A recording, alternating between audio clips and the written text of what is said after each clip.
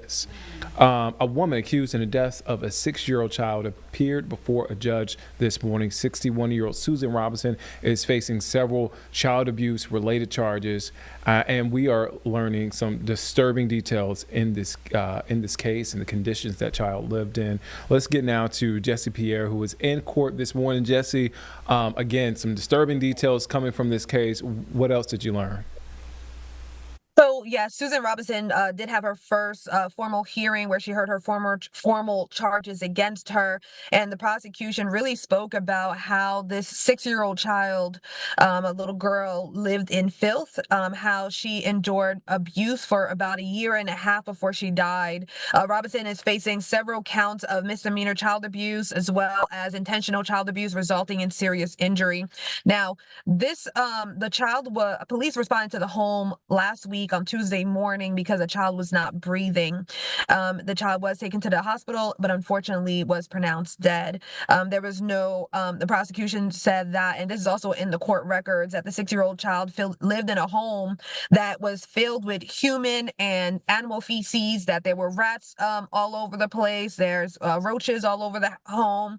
The child had bruises, burns, broken bones, and rashes from being on sitting on soiled diapers, sitting in soiled diapers for long periods of times. She was very small for a 6-year-old and only weighed 27 pounds, according to the court records. And it also said that she was forced to live in a dog crate in the home. There were also two other adults that lived in the home, Tanya McKnight, who's listed as the girl's guardian, and another woman was also listed to live in the home, and there's a warrant for both of their arrest. There was also four other children in the home. It's not clear, their conditions at this time, but the prosecutor also says that Robinson was communicating with McKnight after the child's death, in kind of saying that she knew she was in trouble because they were texting messages saying that we're going to need to clean the house, and there was a photo exchange showing the 6-year-old girl wrapped up or taped up in the home. The court records also say that Robinson witnessed the 6-year-old being punished for several things, including stealing food. So it's just a lot of very disturbing things. There was also no central heat in the home, and we actually just got to the area. It's a East Charlotte home, and I mean, there's so much stuff just outside of the home, and you can just tell that these are not good conditions here. Um, and so during court, the defense attorney did ask or request that there would at least be a bond set. The judge did deny that, and so as of right now, Robinson does not have any contact with anyone under 18, any of the kids in the home that were in the home, and any co-defendants in the case. Now we do know the one adult, they said, is, they're searching for her and they're trying to get the guardian. They're trying to make sure that she gets arrested. The second one is actually in the hospital and was in an accident following all of these charges and so forth. So I'm assuming she would be arrested as soon as she recovers and is out of the home, out of the hospital.